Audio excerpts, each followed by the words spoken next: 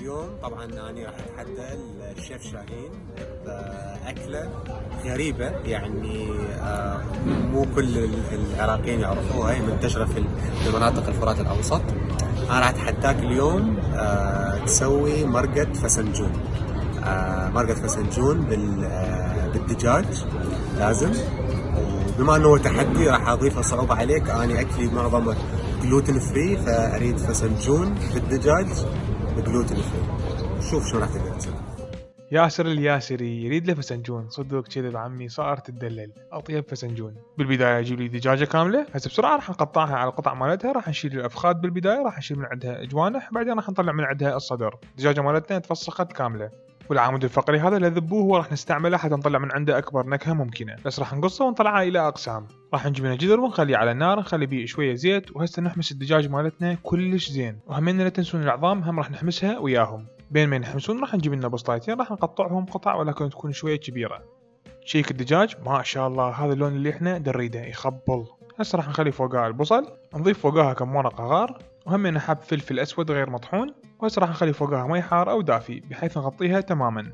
تشوفون اللون مال المرق مالتنا لونه بني، لان احنا حمسنا الدجاج مالتنا كلش زين. هذا هو بي طن نكهه.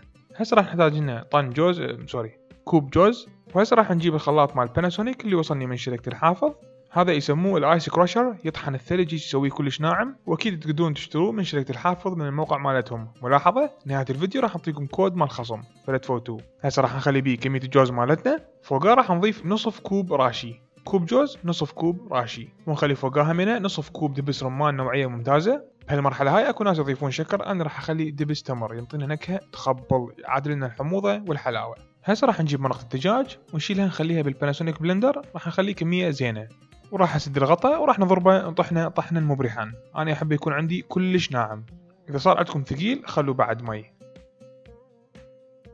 هسه راح نجيب الخليط مال اللوز والدبس الرمان ونشيله نخليه فوق الدجاج، وراح نعطيه تقليبه سريعه. ما شاء الله شلون صار عبالك كريمه.